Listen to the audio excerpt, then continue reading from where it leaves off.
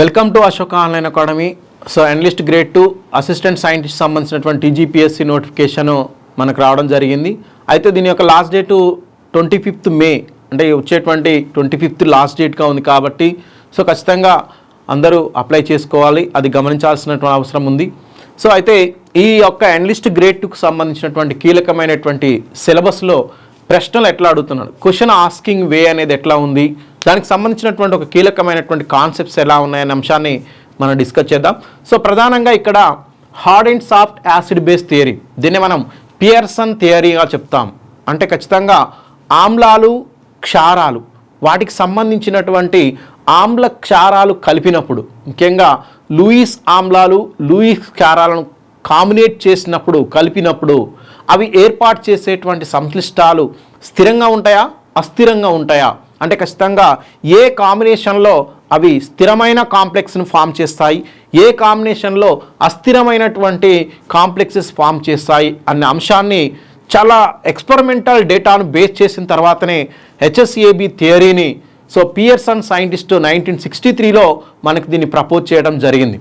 అంటే ఆయన తీసుకున్నటువంటి విధానం ఏంటనంటే ఖచ్చితంగా ఏవైతే మెటల్స్ అయాన్స్ మరియు లిగాండ్స్ వాటిని మనం సో లూయిస్ యాసిడ్స్ గాను లూయిస్ బేసెస్ గాను చెప్తున్నాం.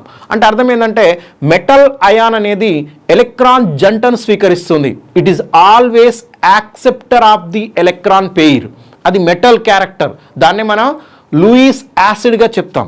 సో లిగాండ్ ఎప్పుడు కూడా లోన్ పెయిర్ని డొనేట్ చేస్తుంది, అంటే ఎలక్ట్రాన్ పెయిర్ను దానం చేస్తుంది, దాన్నే మనం లూయిస్ బేస్ క్యారెక్టర్గా చెప్తాం.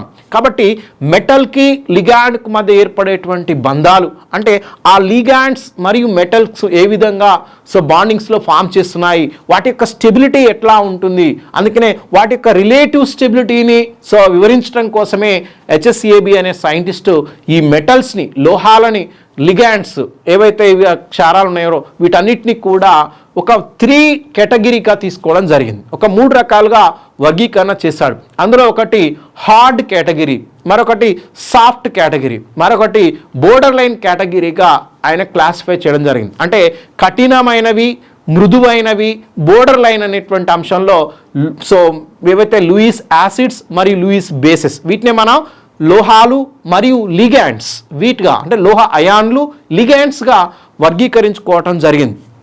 ప్రధానంగా ఆయన వర్గీకరణ ఎలా ఉందంటే సో చూసినప్పుడు హార్డ్ ఆమ్లాలు, ముఖ్యంగా యాసిడ్స్ని హార్డ్ యాసిడ్స్ గాను మరియు సాఫ్ట్ యాసిడ్స్ గాను బోర్డర్ లైన్ యాసిడ్స్ గాను క్లాసిఫై చేశాడు. బేసెస్ని కూడా, క్షారాలను కూడా హార్డ్ బేసెస్ గాను సాఫ్ట్ బేసెస్ గాను బోర్డర్ లైన్ బేసెస్గా ఆయన వర్గీకరించాడు. మరి ఒక హార్డ్ యాసిడ్గా, అంటే కఠినమైన ఆమ్లంగా ఉండాలంటే దానికి కొన్ని ముఖ్యమైనటువంటి లక్షణాలు ఉండాల్సిన అవసరం అనేది ఉంటుంది. ఏదైనా సరే కఠినమైన ఆమ్లం ఉండాలంటే ఖచ్చితంగా దానికి ఉండాల్సిన ప్రధాన లక్షణం, ఖచ్చితంగా అది ఎలక్ట్రాన్ పెయిర్ను సో యాక్సెప్ట్ చేయాలి, అంటే స్వీకరించాల్సి ఉంటుంది. ఖచ్చితంగా యాసిడ్ అంటేనే స్వీకరిస్తుంది అన్నట్టు. సో దాని పరిమాణం ఎప్పుడు కూడా చాలా తక్కువగా ఉండాలి, అంటే స్మాలర్ ఇన్ సైజ్ ఉండాలి. అందుకని చూడండి హార్డ్ యాసిడ్ యొక్క క్యారెక్టర్ ఏంటంటే smaller in size, that's very very important. మనం బిట్ చేయాలన్నప్పుడు ఈ కాన్సెప్ట్ చాలా ఇంపార్టెంట్గా ఉంటుంది. అందుకనే స్మాలర్ సైజ్ ఉన్నాయన్నీ కూడా దాదాపు ఒక మెటల్ అయి ఉండి ఒక స్మాలర్ సైజులో ఉంటే ఖచ్చితంగా అది హార్డ్ యాసిడ్గా ప్రవర్తిస్తుంది. ఇంకొక అంశం ఏంటంటే దాని మీద అత్యధిక పాజిటివ్ ఛార్జ్ ఉండాలి. అంటే ఒక కఠినమైన ఆమ్లం హార్డ్ యాసిడ్గా ఉండాలంటే అత్యధిక పాజిటివ్ ఛార్జ్ ఉండాలి, అంటే high positive charge, it indicates high so oxidation number, ఆక్సీకరణ సంఖ్య ఎక్కువగా ఉండాలి. ఎందుకు? ఆక్సిజన్ సంఖ్య ఎక్కువగా ఉంటే పరిమాణం కూడా తక్కువగా ఉంటుంది. ఈ పరిమాణం తక్కువ ఉన్నప్పుడు ఏమైందంటే సో ఆ కేంద్రకం యొక్క ఆవేశం ఎక్కువగా ఉంటుంది, అంటే కేంద్రకం పాజిటివ్ ఛార్జ్ ఎక్కువగా ఉంటుంది, దాన్ని మనం ఎఫెక్టివ్ న్యూక్లియర్ ఛార్జ్ అంటాం. కేంద్రక ఆవేశం పెరుగుతుంది.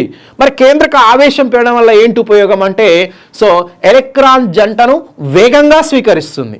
ఆ వేగంగా స్వీకరించేటువంటి అంశాన్ని మనం హార్డ్ యాసిడ్, హార్డ్ ఆ కఠినమైన ఆమ్లం అనేటువంటి అంశంగా చెప్పడం జరిగింది. అంటే ఖచ్చితంగా ఒక హార్డ్ యాసిడ్గా ఉండాలంటే దాని పరిమాణం చిన్నదిగా ఉండాలి, పాజిటివ్ ఛార్జ్ ఎక్కువగా ఉండాలి. ఇంకొక అంశం ఏంటంటే సో లో పోలరైజబిలిటీ, అంటే తక్కువగా ధ్రువణత చెందేటువంటి క్యారెక్టర్, అంటే ఎక్కువగా అయాన్గా ఉండకూడదు, ఇది తక్కువగా సో అయాన్గా మారగలగాలి, దాన్ని మనం పోలరైజబిలిటీ అంటాం.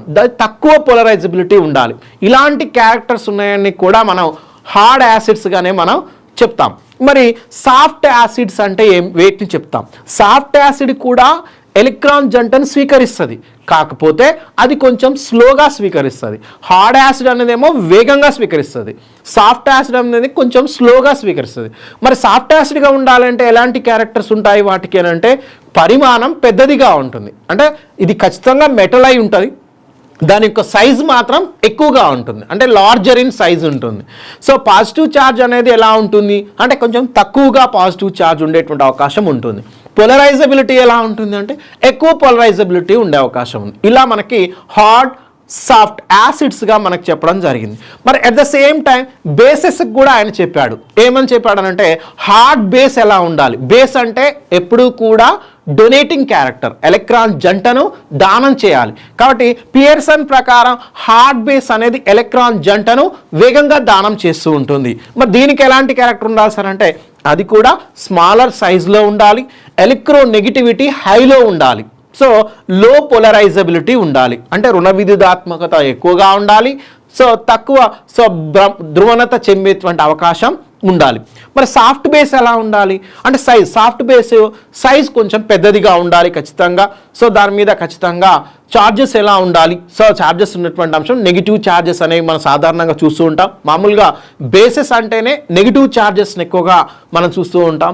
సో మరి ఎలక్ట్రోనెగటివిటీ అనేది కొంచెం తక్కువగా ఉండాలి, పోలరైజబిలిటీ అనేది ఎక్కువగా ఉండాలి. ఇలాంటి క్యారెక్టర్స్ ఉన్న వాటిని మనం లూయిస్ ఆమ్ల క్షారాలు హార్డ్ అండ్ సాఫ్ట్ యాసిడ్ బేసెస్గా ఆయన క్లాసిఫై చేయడం జరిగింది. ఈ మొత్తంగా ఏం చేశాడంటే లూయిస్ అనే సైంటిస్ట్ ఇవన్నీ కూడా పరిశీలించి సో హార్డ్ యాసిడ్ను మరియు సో హార్డ్ బేస్ను రెండింటిని కంబైన్ చేశాడు, కలిపాడు. అప్పుడు ఆయన ఏం ఆలోచించాడంటే చాలా స్థిరమైనటువంటి ప్రోడక్ట్ ఏర్పడడాన్ని అబ్జర్వ్ చేశాడు. అంటే ఏర్పడేటువంటి ప్రోడక్ట్ అనేది చాలా స్థిరంగా ఉంది, అంటే హార్డ్ కాంబినేషన్, హార్డ్ యాసిడ్తో అంటే కఠినమైన ఆమ్లం కఠినమైన క్షారంతో స్థిరమైనటువంటి ప్రోడక్ట్ని ఫామ్ చేసింది. ఇంకొక అంశాన్ని కూడా ఆయన పరిశీలించాడు. ఒక మృదువైన ఆమ్లం మృదువైన క్షారంతో అంటే సాఫ్ట్ బేస్ సాఫ్ట్ యాసిడ్తో కలిపాడు, అప్పుడు కూడా స్థిరమైనటువంటి సమ్మేళనం ఏర్పాటైంది. కానీ ఒక హార్డ్ యాసిడ్ను మరియు ఒక సాఫ్ట్ బేస్ని కలిపినప్పుడు మాత్రం అస్థిరమైనటువంటి సమ్మేళనం ఫామ్ అయింది. సో అలాగే ఒక సాఫ్ట్ యాసిడ్ను హార్డ్ బేస్ని కలిపాడు, అప్పుడు కూడా అస్థిరమైనటువంటి సమ్మేళనమే ఏర్పాటవ్వడం జరిగింది. అంటే ఫైనల్గా ఆయన ఏం కంక్లూడ్ చేశారంటే ఈ proposed a hardness of HSAB ప్రిన్సిపుల్ని ప్రపోజ్ చేశాడు. ఏం చెప్తాడు ఆయన ప్రిన్సిపుల్ అంటే hard acids always prefers to combine hard bases. Hard acid ఎప్పుడు కూడా హార్డ్ బేస్ తోటే కంబైన్ అవ్వడానికి ఇష్టపడుతుంది.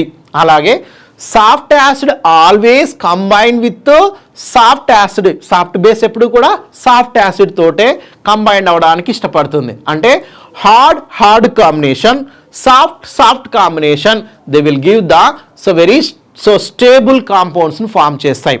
అంటే కఠినమైన ఆమ్లం కఠినమైన క్షారంతో, మృదువైన ఆమ్లం మృదువైన క్షారంతో కలిసినప్పుడు స్థిరమైన సమ్మేళనం ఏర్పడుతుంది అనేది ఈ యొక్క HSAB ప్రిన్సిపల్గా మనం చెప్పడం జరిగింది.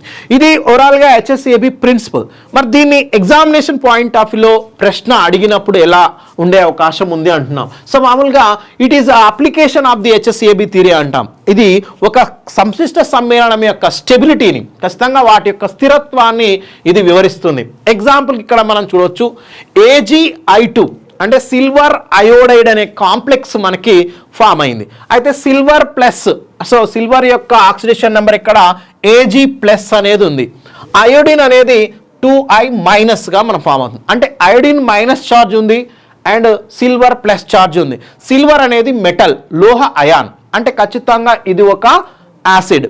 సో I- ఉంది, మైనస్ అంటే ఖచ్చితంగా ఇది ఒక నాన్ మెటల్, ఖచ్చితంగా ఇది ఒక బేస్గా యాక్ట్ చేస్తుంది. కాబట్టి సిల్వర్ ప్లస్ ఛార్జ్ ఉంది. గుర్తుపెట్టుకోండి, లోయర్ ఆక్సిడేషన్ స్టేట్లో పరివర్తన మూలక ట్రాన్సిషనల్ ఎలిమెంట్స్ అన్నీ కూడా acts as a soft acid. ఇవి ఎలా పనిచేస్తాయంటే సాఫ్ట్ యాసిడ్ లాగా పనిచేస్తాయి.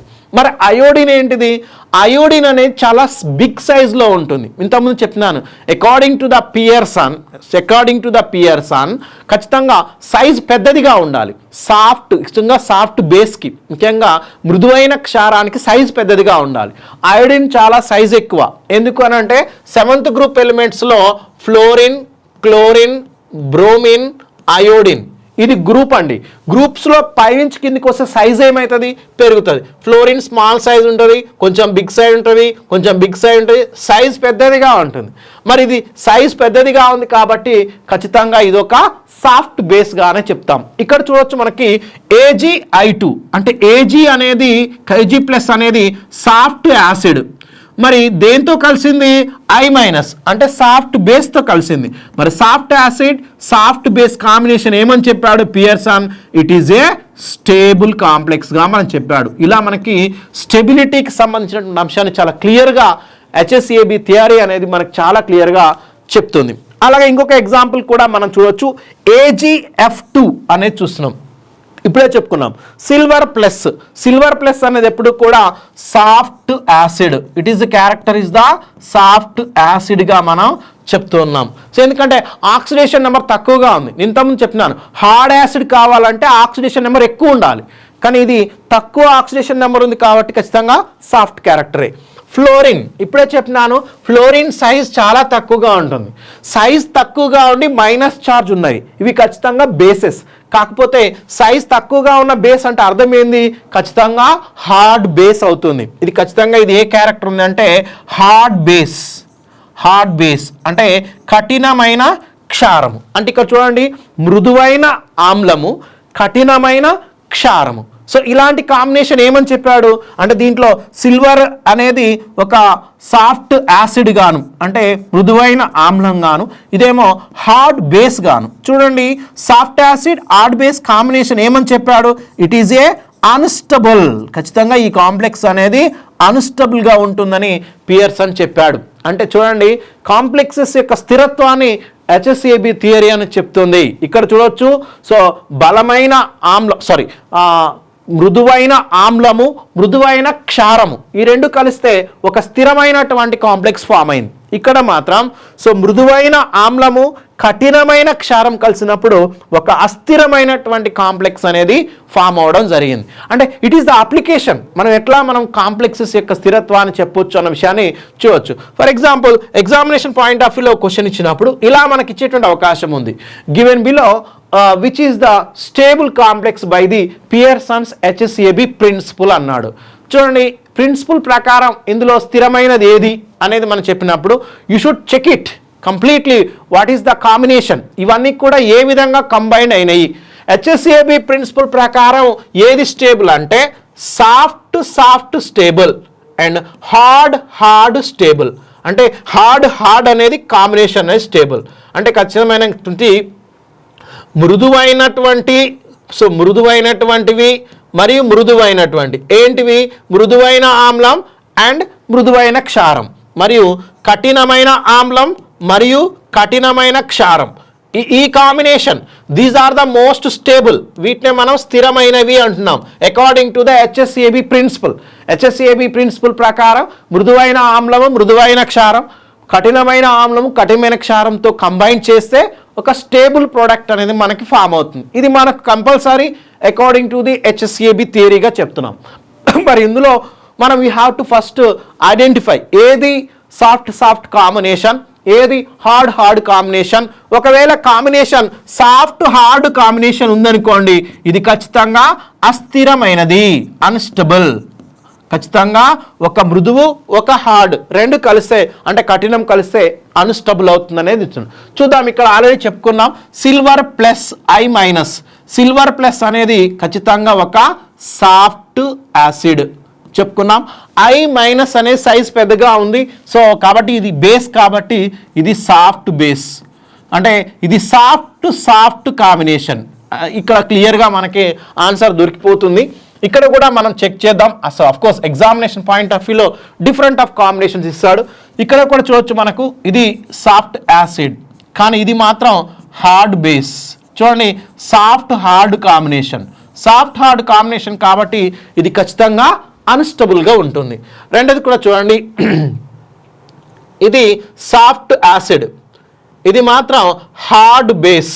చూడండి hard base, soft and hard base కాబట్టి ఇది ఖచ్చితంగా సాఫ్ట్ అండ్ హార్డ్ కాంబినేషన్ కాబట్టి ఇది కూడా అన్స్టబుల్. ఇక్కడ కూడా చూడవచ్చు Ag+ అన్నాం కాబట్టి ఇది సాఫ్ట్ యాసిడ్ కాబట్టి ఇక్కడ మనకి ఉన్నటువంటి వాటిలో క్లోరిన్ మైనస్ అనేది హార్డ్ బేస్, ఇక్కడ కూడా సాఫ్ట్ హార్డ్ కాంబినేషన్. చూడండి అదర్ దాన్ ఏ, ఆప్షన్ ఏలో మనకు మాత్రమే మృదువైన అంటే సాఫ్ట్ కాంబినేషన్ ఉంది. రిమైనింగ్ వాటిల్లో చూసినట్లయితే అన్నీ కూడా సాఫ్ట్ హార్డ్ అంటే ఖచ్చితంగా సో మృదువైన లేదా హార్డ్ అంటే కఠినమైన ఆమ్లం కఠినమైన క్షారం లేదా మృదువైన ఆమ్లం మృదువైన క్షారం అవి మాత్రమే స్టేబుల్గా ఉంటాయి.